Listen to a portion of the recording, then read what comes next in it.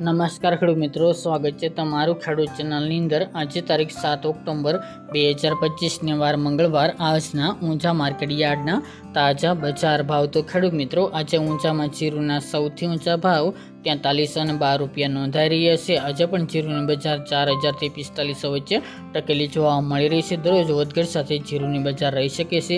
બાકી રાયડો, અજમો તેમજ અન્ય જણસીના ભાવમાં સામાન્ય તેજી જોવા મળી શકે છે। તો ચાલો ખેડૂત મિત્રો, આપણે જાણી લઈએ કે રાયડો, જીરું અને અજમાના ભાવ આજે શું ચાલી રહ્યા હતા।